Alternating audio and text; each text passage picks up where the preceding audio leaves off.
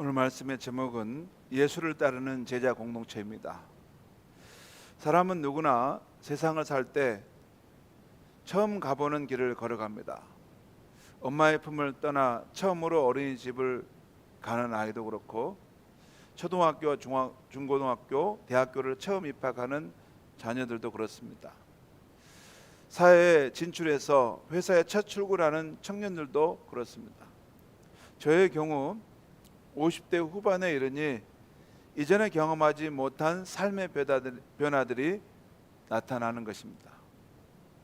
삶의 여러 변화들이 나타나는데, 오늘은 그 가운데 설교 주제와 관련해서 안 좋은 점 한 가지와 좋은 점 한 가지를 말씀드리려고 합니다. 안 좋은 것 한 가지는 마음속으로 종용했던 분들, 멀리서나마 늘 바라보고 의지했던 분들이 한 분 한 분 이 세상을 떠나는 것입니다.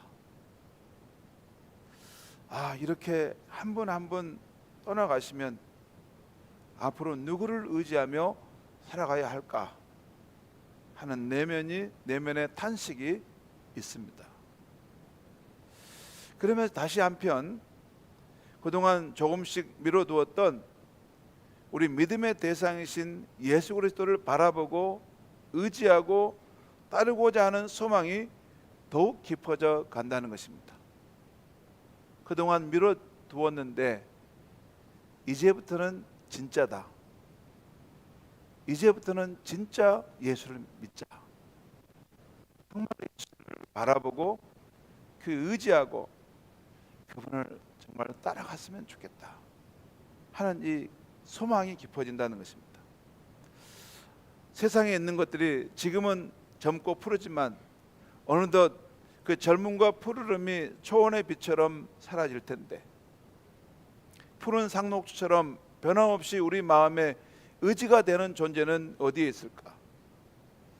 우리가 의지하고 따라갈 때 헛된 의지가 되지 않고 이 세상과 장차올 세상에서도 영원한 소망이 되는 분은 어디에 있을까 하는 것을 찾게 됩니다. 사람이 죽은 것으로 다 끝나는 것일까? 아니야. 이 세상 넘어 장차올 세상도 있을 텐데 거기서도 내가 붙들 수 있는 소망이 되는 분이 혹시 없을까 하는 이런 생각을 갖게 됩니다. 그런데 우리 그리스도인 경우 감사한 것은 변함없이 내 마음에 의지할 분이 우리에게 있다는 것입니다. 굴곡진 인생을 살다 보면 낙심되고 괴로운 여러 가지 일들을 겪게 되는데, 어떤 상황에서도 우리를 실망시키지 않을 내 마음에 의지할 분이 우리에게 있다는 것입니다. 그분이 누구인가요?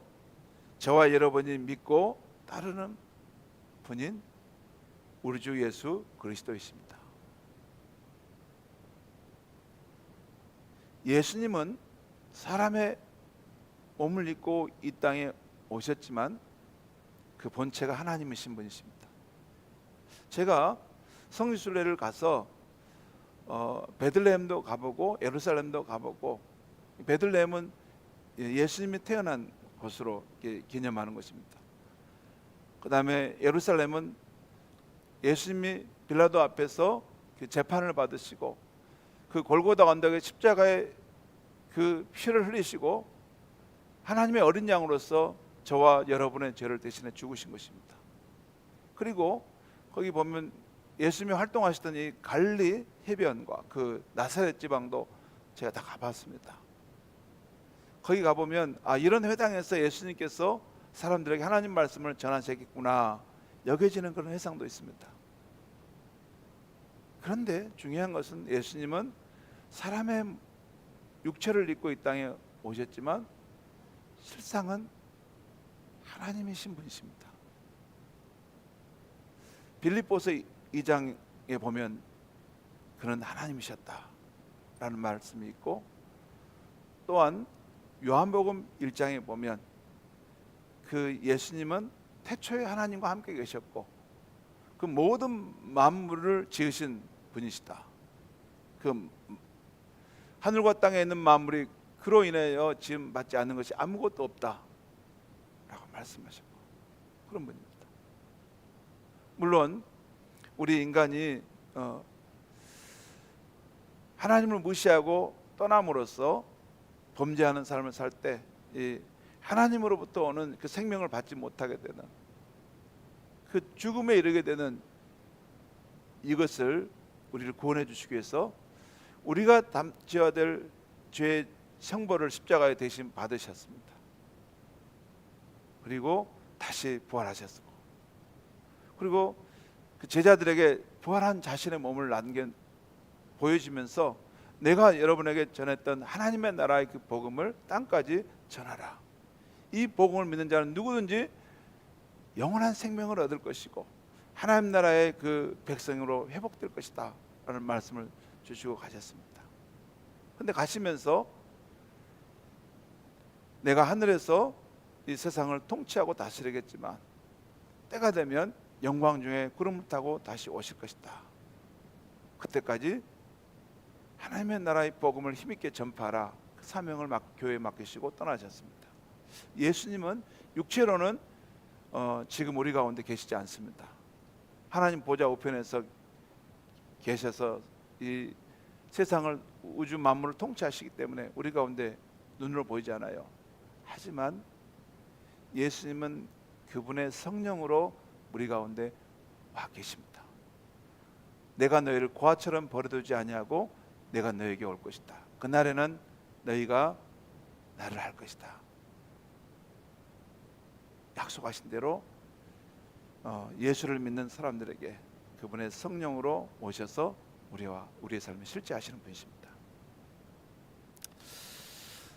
제가 3주 전에 우리는 교회가 무엇인가, 교회로 모이는 우리들이 누구인가를 살펴보고 있습니다. 3주 전부터 우리가 하고 있어요. 첫 주는 교회는 하늘 나그네로 사는 공동체라고 했습니다. 둘째 주는 교회는 예수와 한 몸인 공동체라고 했습니다. 오늘 아침에는 교회로 모이는 우리들은 우리의 생명과 호흡이 닿는 날까지 예수를 따라가는 제자 공동체라는 말씀을 전하려고 합니다. 지난 주간 제가 마태, 마가, 누가, 요한 이 사복음서를 보면서 예수를 따르는 제자의 삶을 관찰했는데 거기에 두 가지 특징이 있는 것을 보았습니다. 우선 예수를 따르는 삶은 전적으로 예수님의 친히 불러주심으로 시작되었다는 것입니다. 오늘 말씀에도 예수께서 갈릴리 바다에서 일하던 베드로와 안드레를 찾아오셔서 나를 따르라 하심으로 시작됩니다. 또 야고보와 요한에게 나를 따르라 초대해 주심으로 시작됩니다. 우리 편에서 그것이 먼저 이루어지는 것이 아니라 바로 예수 그리스도께서 우리를 친히 찾아오시고 우리를 구원해 주시고 또한 불러주신 은혜가 있으므로 예수를 따르게 된다는 것입니다. 오늘 우리 예수를 믿고 크리스찬이 된 우리는 우리가 예수를 믿고 구원받은 이후에 이미 우리는 예수를 따르는 그런 사람들에 속하게 된 것입니다. 다음으로 예수를 따라가는 제자의 삶에는 몇 가지 요소가 있다는 것을 볼 수 있었습니다. 사복음서를 볼 때 먼저 하나님을 알기 전에 이전의 삶을 떠난다는 것입니다. 하나님을 알지 못했을 때는 세상적인 삶의 방식으로 살았는데 이제 그런 것은 떠나고 새로운 삶으로 나아간다는 것입니다. 바로 예수를 따르면서 그의 인격과 삶을 본받고 배우는 것입니다. 그리고 예수를 따르면서 하나님 나라 사역, 그 사역에 동참하는 것입니다. 예수를 믿고 구원을 받고 예수를 따르는 제자인데 그냥 내 일만 하고 있다, 그럴 수는 없습니다. 하나님 나라 일에 동참하도록 우리를 함께 부르셨기 때문에 예수를 따르는 제자라면 그 일을 하고 있어야 하는 것입니다. 아무튼 예수의 부르심을 받은 제자들의 삶은 끝까지 예수를 따르는 삶이었습니다. 복음서에서 예수를 따르는 제자들의 삶을 보면 처음 부름 받은 후 예수님과 동행하면서 예수님의 삶을 배웁니다. 하나님의 나라의 사역을 배우고 때로는 함께 동참합니다. 그런데 겟세마네 동산까지 그 피땀 흘리며 기도하셨던 그 겟세마네 동산까지, 또 십자가에 달려 죽임당하신 그 골고다 언덕까지 예수를 따라가는 것입니다. 그 과정에서 제자들의 대표인 베드로를 보면 실패하고 넘어지기도 합니다. 하지만 그래도 예수를 따라갑니다. 주님이 장사되어 무덤에 묻힌 그 어두운 밤, 모든 것이 끝났다고 여겨지는 그때, 아무도 예수를 믿지 않고 떠나가고 있는 그때에도 떠나지 않고 예수를 따릅니다. 그렇게 했을 때 그들은 후에 부활하신 주님을 만나 뵙고 성령의 충만을 받고 부활의 소망을 갖는 그런 복된 인생으로 살아가게 되었던 것입니다. 오늘 아침에는 우리가 예수를 따르는 제자라고 할 때 참된 제자에게 꼭 있어야 할 점 3가지를 말씀드리려고 합니다. 그 첫째는, 예수를 따르는 제자라면 예수를 믿는다고 말만 고백할 것이 아니라 실제로 예수를 따르는 삶이 있어야 한다는 것입니다.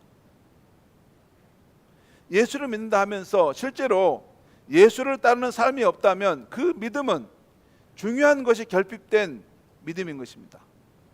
중요한 것이 빠져버렸어요.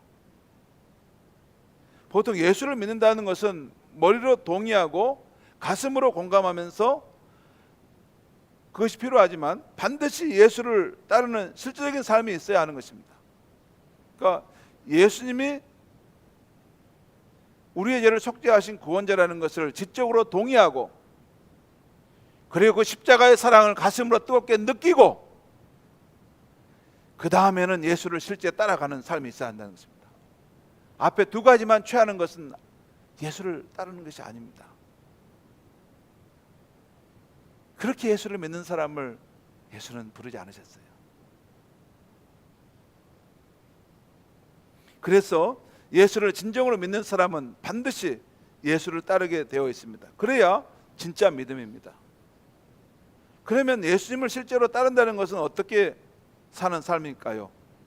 복음서에 기록된 예수님이 친히 보여주신 삶과 예수님이 하신 말씀을 따라서 사는 것입니다.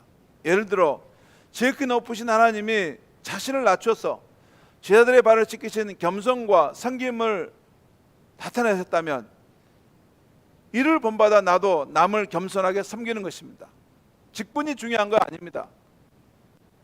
세상에서야 사회적인 지위와 직분을 가지고 주장하겠지만 예수님이 계시는 교회 안에서, 하나님 나라가 있는 그곳에서는 높은 사람일수록 자신을 겸손히 낮추고 사람들의 영혼을 섬기고 사랑할 수 있어야 하는 것입니다. 또 예수님께서 자신을 배신한 제자들을 용납하신 것, 그리고 무지하여 자신을 그 험한 십자가에 못 박은 사람들을 아버지 저들의 죄를 용서하소서 하며 용서하신 것을 따라서 나도 무지하여 내게 잘못한 이들을 용납하고 용서하는 것입니다. 여러분, 인생을 살아보면 어떤 사람이 내게 잘못하고 내게 어려움을 줄 때가 있어요. 그런데 잘 보면 그 사람도 알지 못해서 그럴 때가 있습니다.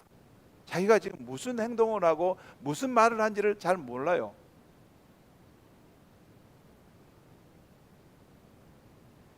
예수님은 사람들이 자신을 모욕하고 십자가에 못 박힌 그런 일을 행할 때 저들이 지금 누구에게 이 일을 행하는지를 좀 모르구나.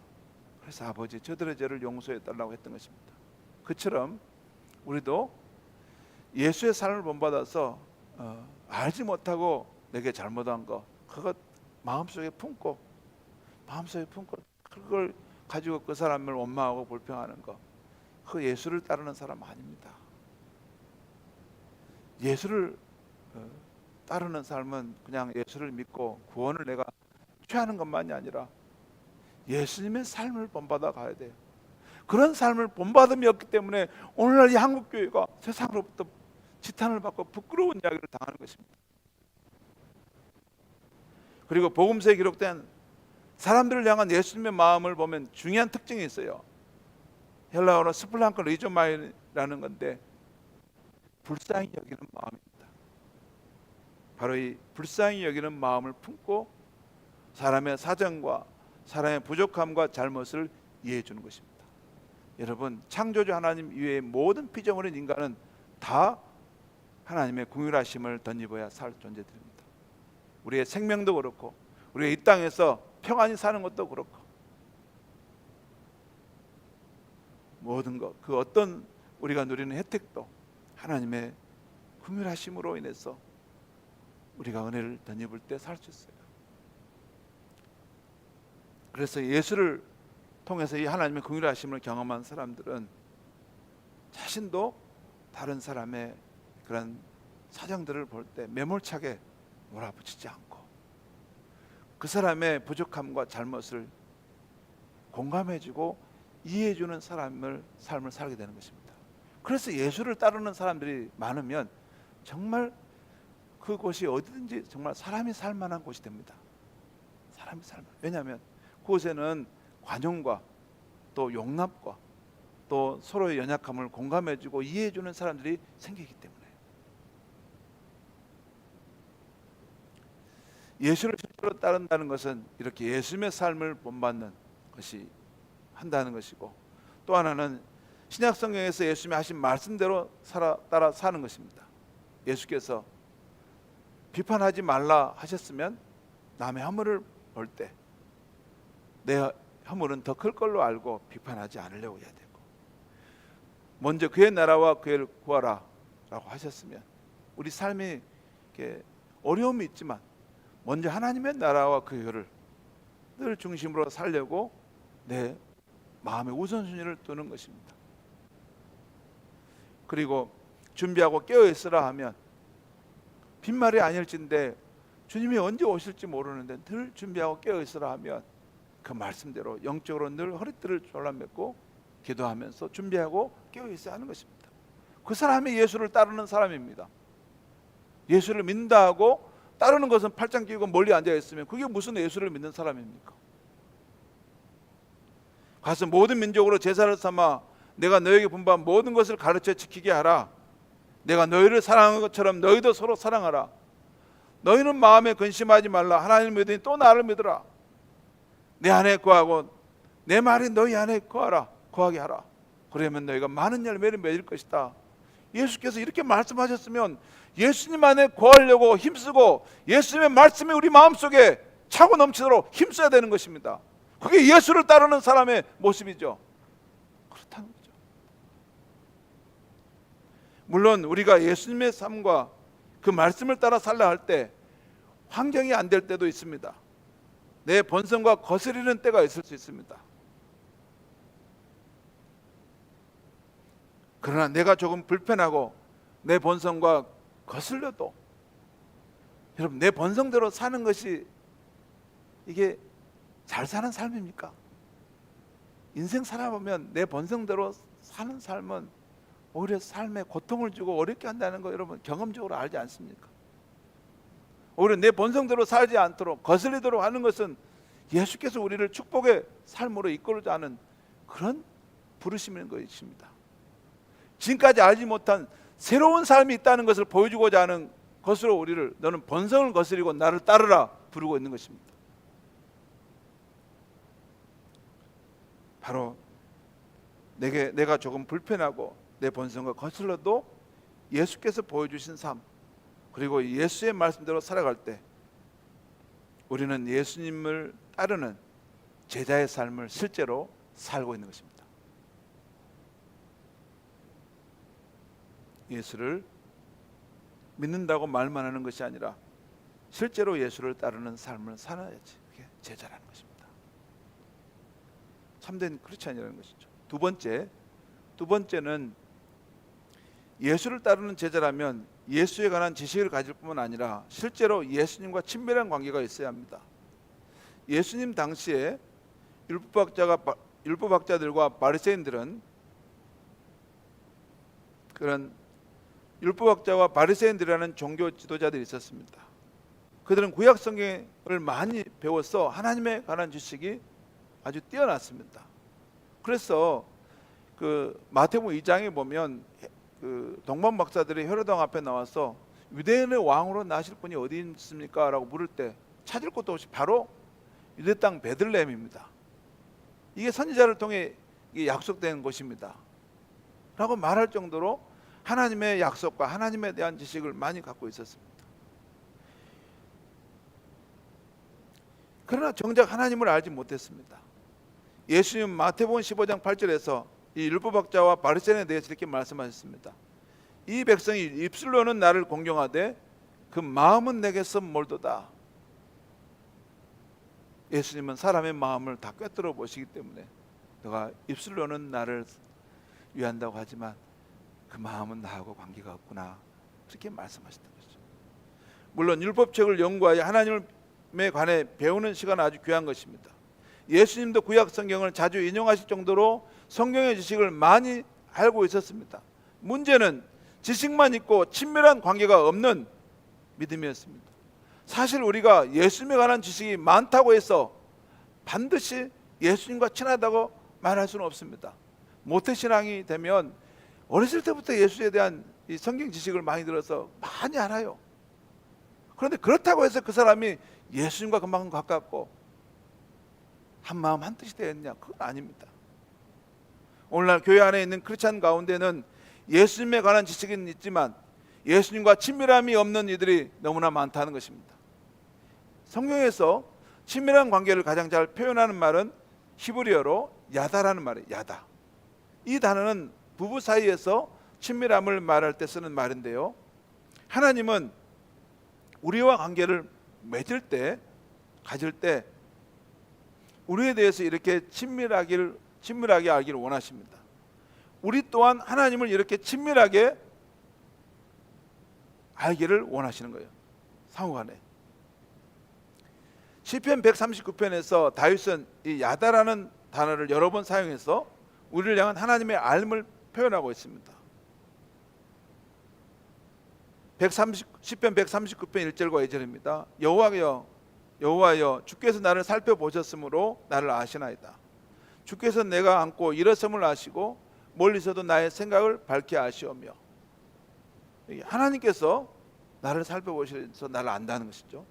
나의 앉고 일어섬도 아시고 멀리서도 내가 뭘 생각하는지도 아신다는 거예요. 그리고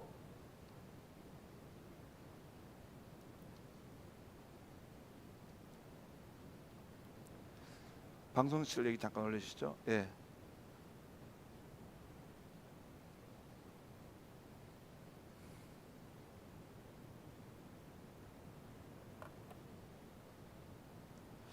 예. 여기 보면 시편 139편 3절과 4절 말씀 우리 한번 같이 한번 읽겠습니다. 시작. 나의 모든 길과 내가 눕는 것을 살펴보셨으므로 나의 모든 행위를 익히 아시오니 여호와여 내 혀의 말을 알지 못하시는 것이 하나도 없으시니이다. 여기도 보면 내가 가는 길과 내가 눕는 것을 다 아시고 내 모든 행위를 아시고 내가 내 혀에서 무엇을 말할지도 다 아실 만큼 나를 친밀히 아신다는 것입니다. 하나님은 우리가 하나님과 이렇게 친밀하게 알고 깊이 사귀기를 원하십니다. 그리고 이 친밀한 관계는 예수님이 자신을 따르는 제자들에게 원하는 관계이기도 합니다. 그래서 예수님은 자신이 택한 제자들을 불러 자신과 함께 살게 하셨습니다. 그리고 예수님과 제자들은 함께 살면서 여러 가지 일을 겪으면서 친밀함이 깊어져 갔습니다. 성도 여러분, 금슬이 있는 부부간이나 좋은 친구 간에는 친밀함이 있지요. 근데 이 친밀함은 어떻게 생기는 걸까요? 처음부터 이렇게 친밀할 수 있을까요? 처음에는 그렇지 않습니다. 살면서 어떤 어려운 사건을 겪고 그 사건을 함께 풀어가는 과정에서 생긴 것이죠. 부부가 또는 친구가 살면서 기쁘고 슬픈 일, 두렵고 어려운 사건들을 겪으면서 함께 풀어가는 과정에서 서로의 영혼이 뒤엉키는 친밀함, 지식으로 아는 것을 넘어서는 깊은 친밀함에 이르는 것입니다. 서로의 영혼이 뒤엉킨다는 거예요. 여러분 지금 부부간에 한번 살아보고 또 정말 좋은 친구하고 사귀어 본 사람 알아요. 여러분 아무나 좋은 친구가 되지 않습니다. 정말 저 사람은 내 하나밖에 없는 가장 좋은 친구야 말할 수 있는 사람은 두 사람 사이에 인생에 중요한 사건이 있었어요. 정말로 힘들고 어려운 순간이나 정말 절박한 순간이 있었어요. 몸이 아프다거나 또는 어떤 상황 속에서. 근데 두 사람이 그걸 함께 헤쳐나오면서 두 사람의 친밀함이 깊어져 가는 것이죠. 그런데 여러분, 예수님께서 제자들과 함께 할 때 그 친밀함이 깊어가는 방식도 이와 똑같았습니다. 예수님의 제자 베드로를 대표해서 보면 그가 남들보다 예수님을 친밀히 알고 따랐던 이유도 거기에 있습니다. 베드로를 보면 그와 예수님과의 관계는 어떤 사건이 계속 있음으로 해서 그 관계가 깊어져 가는 것을 알 수 있어요. 풍랑이는 바다 위에 걸어오시는 예수님을 향해서 자신도 믿음으로 걸어보고자 주여 나로 이 바다 위를 걷게 하소서 할 때, 물론 그렇게 걸어가다 또 깊이 물에 빠지는 그런 순간이 있어서 주여 나를 건져주소서라고 하죠. 또 최후의 만찬에서 예수께서 너희가 다 나를 혼자 두고 떠나갈 것이다 할 때 베드로만 나는 결코 주를 떠나지 않을 것입니다 라고 말씀했죠. 하지만 실패했습니다. 그리고 대제사장의 법정에서 재판을 받으시는 그 예수님, 위험하지만 그 예수님을 멀찍이 따라가면서 가서 그 대제사장의 그 뜰에 들어가 모닥불을 쬐면서 지켜보는데 사람들에게 발각됐습니다. 그 순간 예수를 부인하고 밖으로 나가 통곡하면서 울었습니다. 이런 것들이 바로 예수님과 베드로 사이에 이런 중요한 사건이 있을 때 예수님에게도 중요하기도 하고 베드로에게도 중요하기도 하고 이런 중요한 사건이 있을 때 서로 그 상황 그것을 함께 헤쳐가면서 그걸 넘어가면서 그 친밀함이 깊어져 갔다는 것입니다. 베드로는 예수님과 함께 동행하면서 이런 사건을 겪을 때 서로의 영혼이 뒤엉키는 친밀함을 갖게 되었다는 것입니다. 그래서 부활하신 주님께서 갈릴리 해변에 나타나 모닥불이 피는 그 아침에 요한의 아들 시몬아 너가 나를 사랑하느냐 물으실 때 베드로가 뭐라고 말했습니까? 주님, 모든 것을 주님이 아시지 않습니까? 내가 주를 사랑하는 줄을 주께서 아시지 않습니까? 내가 주님 앞에 실수하고 넘어지고 문제 많은 사람이지만 내 마음의 중심에 주님을 향한 사랑이 불탄다는 것은 주님이 아시지 않습니까? 그건 어떻게 그렇게 말할 수 있었습니까? 베드로는 그의 삶에 이런 그 실패와 좌절, 이런 믿음의 상황, 삶을 살려고 할 때 그런 과정 속에서 주님과 함께 그 길을 헤쳐나오면서 주님이 내 안에, 내가 주님 안에 구하는 그 영혼의 이 뒤엉키는 그런 만큼 서로를 지식으로 아는 것을 넘어서 그 영혼과 영혼이 함께 구하는 그런 친밀한 친구가 된 것입니다. 성도 여러분, 예수를 따른다는 것은 그런 친밀함을 갖는 것입니다. 내 삶에 이런 정말 슬프고 어려운 일, 내 삶에 너무나 고통스러운 그런 일들을 통해서 내가 주님을 만나고 주님을 찾고 그 주님 안에서 내가 함께 그 헤쳐나오면서 그 영혼에 함께 연합이 되어가는 과정인 것입니다. 사랑하는 성도 여러분, 생활 속에서 나 홀로 예수님과 함께하는 친밀한 시간을 가져본 적이 있습니까? 예수님 앞에 내 절망과 슬픔을 다 쏟아내으며 대화한 적이 있으십니까? 눈물을 흘리며 예수님께 사랑을 표현해 본 적이 있으십니까? 실패하고 넘어졌어도 다시 예수님께 나와 주님, 그래도 나는 주님을 사랑합니다라고 고백한 적이 있으십니까? 다시 말해서 예수님 안에서 얼마나 지식을 아느냐를 묻는 게 아니고 예수님이 알고 여러분이 아는 그 사건이 있었냐 그 말이에요. 그게 중요한 거지. 그것이 예수를 따르는 삶인 것입니다. 그래서 여러분, 선교 현장이라든가 환난과 핍박이 있는 곳에 진실한 성도들이 일어나는 것입니다. 여러분, 편안한 것만이 그것이 하나님 나라의 길이 아닙니다. 아닙니다. 내가 몸이 아프고 내 가정에 환난과 어려움이 있지만 그 과정 속에서도 주를 떠나지 않고 주와 함께 붙들고 씨름하면서 그 어려운 상황을 헤쳐오면서 주님의 내 안에, 내가 주님 안에 깊이 연합되면서 그 영혼의 하나됨이 일어나면 진정한 친구됨이 일어나는 것입니다. 그것이 예수를 따르는 제자에게 일어나는 일입니다. 세 번째, 예수를 따르는 제자라면 예수를 가장 사랑하기 위해서 대가를 지불할 수 있어야 합니다. 이것은 예수님께서 자신을 따르는 제자에게 요구하신 것이기 때문에 우리가 타협할 수 없는 것입니다. 저도 이 부분을 더 약하게 해드리고 싶지만 예수님이 말씀하신 이것은 너는 나를 대할 때 사람들과의 그 관계의 대등한 위치에서 나를 사랑하는 것이 아니다. 나는 하나님이다. 나는 하나님의 격에 맞게끔 나를 경외하고 나를 뜨겁게 사랑하라. 그것이 예수님의 요청하십니다. 누가복음 14장 25절 26절에 보면 이런 말씀이 있어요. 수많은 무리가 함께 갈새 예수께서 돌이키사 이르시되, 거기 보면 물은 내게 오는 자가 자기 부모와 처자와 형제와 자매와 더욱이 자기 목숨까지 미워하지 아니하면 능히 내 제자가 되지 못하고, 이 말씀은 우리가 예수님을 따르려면 자신의 가족이나 심지어 자기 목숨까지도 미워해야 한다는 말씀입니다. 여러분, 그렇다고 예수님이 그냥 자기 가족을 미워하라는 뜻은 아닐 것입니다. 거기에는 깊은 뜻이 담겨 있을 것입니다. 만약에 그렇게 미워하라라고 했다면 예수님께서 내 이웃을 내 몸처럼 사랑하라 하신 말씀과 서로 충돌하기 때문입니다. 여러분, 이웃 가운데 가장 가까운 이웃은 누굽니까? 가족입니다. 가족을 내 몸처럼 사랑하라고 하셨는데 갑자기 여기서 미워하라 그냥 그렇게 말씀하겠습니까? 그래서 앞에 누가복음 14장 26절을 영어 성경 그 NLT 영어 성경을 제가 한번 찾아봤어요. 거기 보면 이렇게 나옵니다.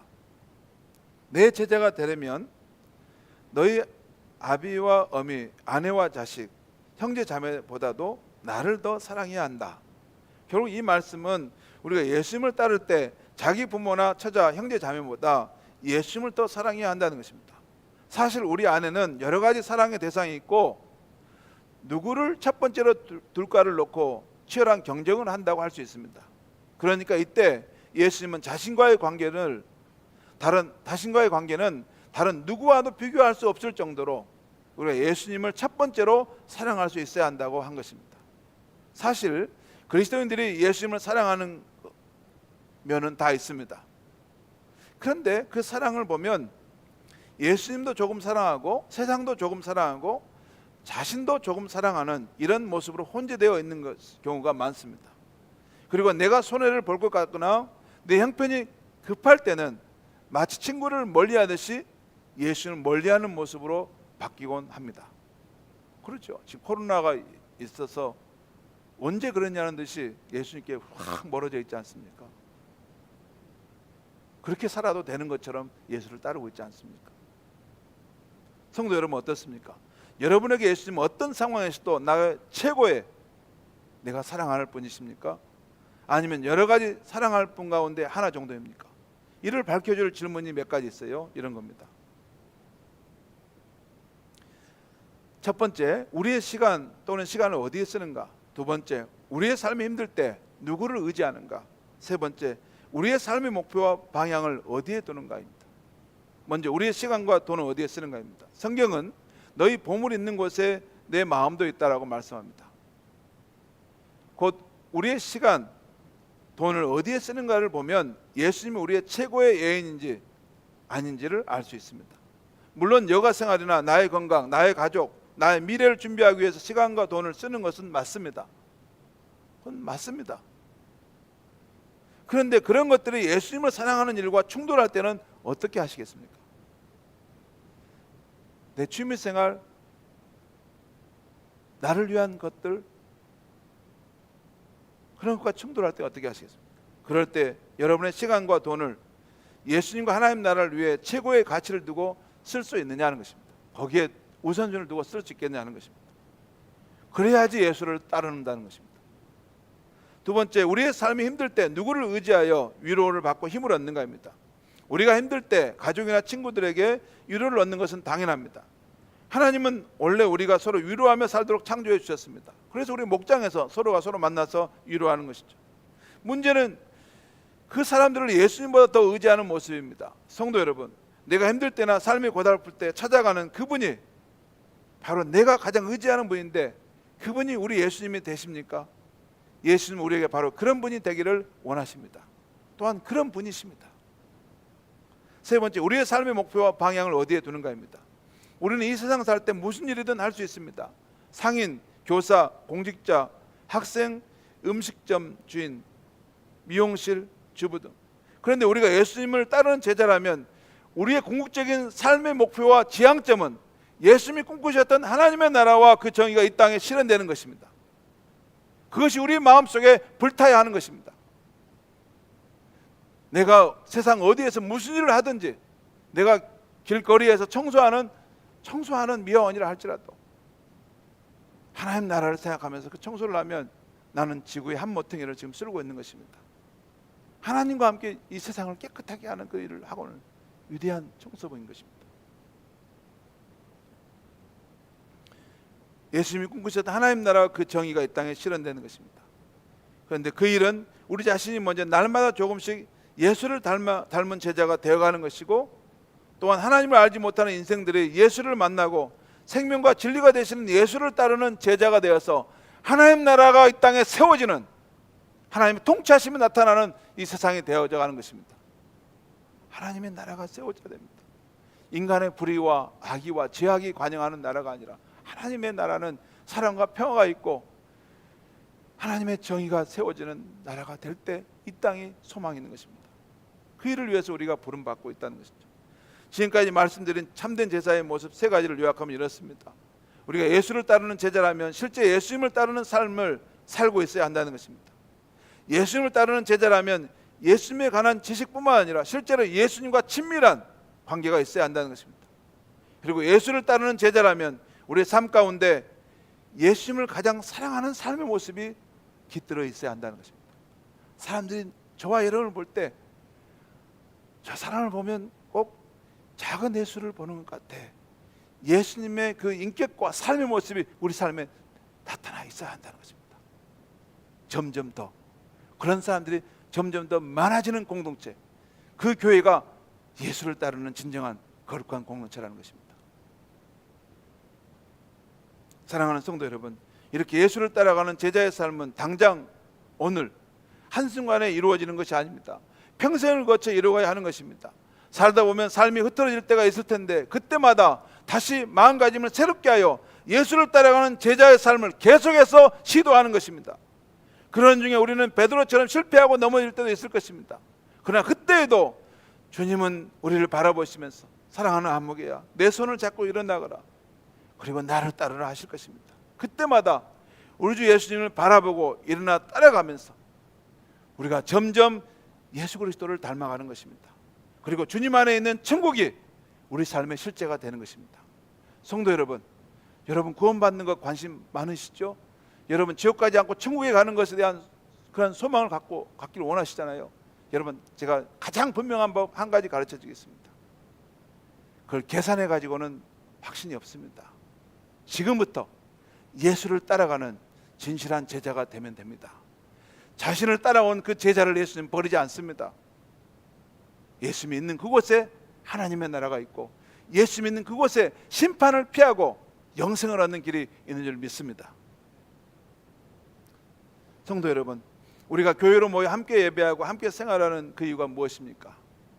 그것은 예수를 따르는 제자들의 삶을 혼자가 아니라 우리가 함께 살아가도록 부름받았다는 것입니다. 그렇습니다. 우리의 신앙생활은 각자 도생하듯 혼자 가는 길이 아닙니다. 예수와 함께 동행하는 삶일 뿐만 아니라 또한 예수를 따르는 신실한 제자들과 함께 동행하는 삶인 것입니다. 예수를 따르는 사람들이 여기저기 계속 많아져 가지고 사람들이 볼 때 여기는 예수를 닮은 사람들이 너무나 많구나, 예수의 삶을 본받고 예수의 말씀을 따라 살아가는 아름다운 사람들이 너무나 많구나, 하나님의 나라가 여기에 있다라고 많은 그런 공동체를 이루어가면서 살아가는 것이 교회가 존재하는 이유인 것입니다. 사랑하는 성도 여러분, 우리 공동체를 통해서 변함없이 한 길로 예수를 따라가는 축복된 제자들이 많이 배출되어서 이 지역과 이 도시, 온 세상이 하나님의 영광을 보게 되기를 주의 이름으로 간절히 축원합니다. 기도하겠습니다. 하나님 아버지, 이 아침에 우리는 누구인가? 우리는 왜 교회로 모이고 예배하는가? 예수를 따르는 우리는 예수와 함께 길을 가면서